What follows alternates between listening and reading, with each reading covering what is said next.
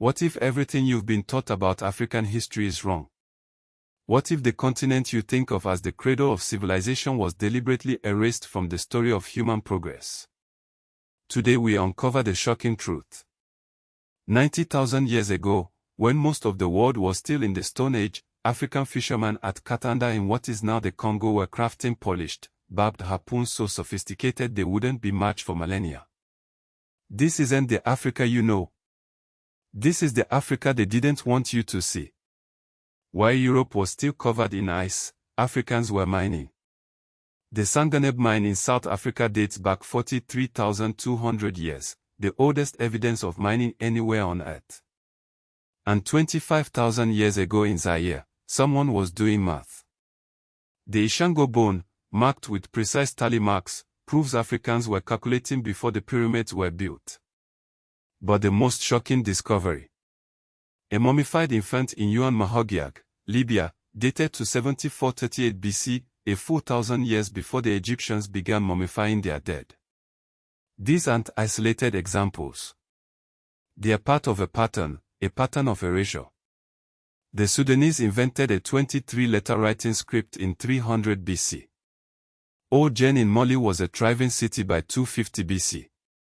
The Aksumite civilization in Ethiopia built towering obelisks without foreign influence. And then there's Mansa Musa, ruler of the Mali Empire in the 14th century. He wasn't just rich, he was the richest person in human history, controlling more gold than any individual before or since.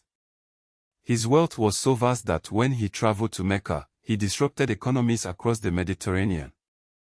But Africa's history isn't just about wealth, it's about resistance. Queen Zinga of Angola led armies against Portuguese slavers into her 60s, becoming one of history's most formidable warrior queens. And Christianity. It flourished in Ethiopia and North Africa centuries before most Europeans converted.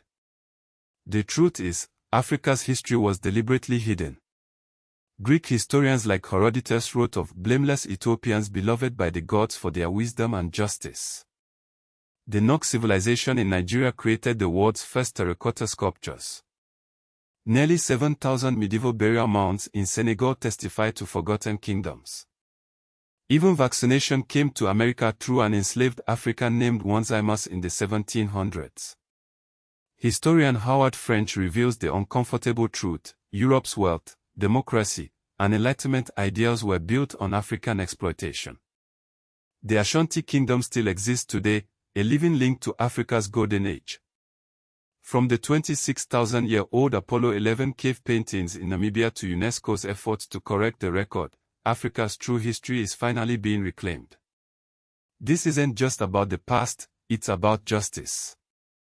It's about recognizing that the Dark Continent myth was a lie designed to justify exploitation. Africa wasn't behind, it was ahead. And its story is only beginning to be told.